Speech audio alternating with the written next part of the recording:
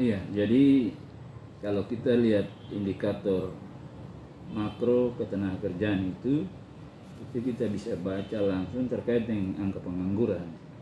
Lalu dibanding dengan 2021 itu ada 6,93%. Sedangkan untuk tahun 2022 itu 6,44%. Itu berarti dia menurun.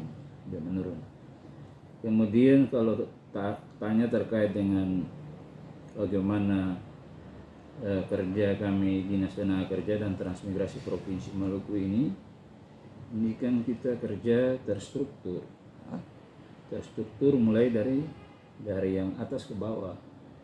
Kita berpatokan ke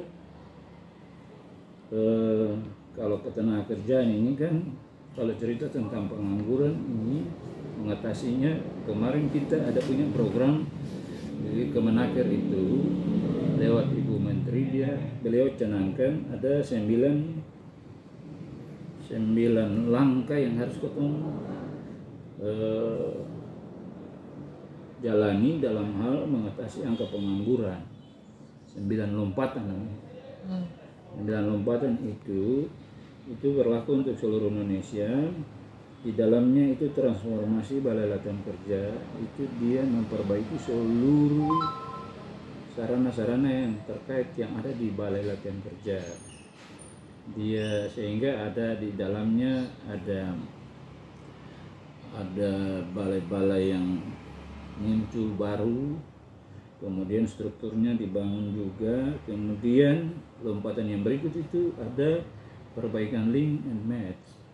Link and match itu jejaring antara kita dengan pengusaha, kita dengan penganggur, itu di situ.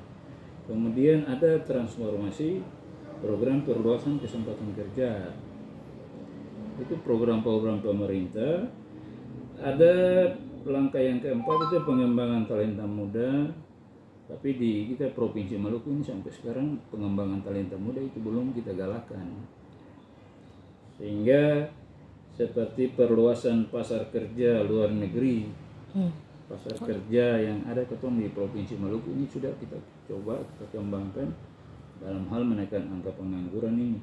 Terima kasih sudah nonton. Jangan lupa like, subscribe, dan share ya.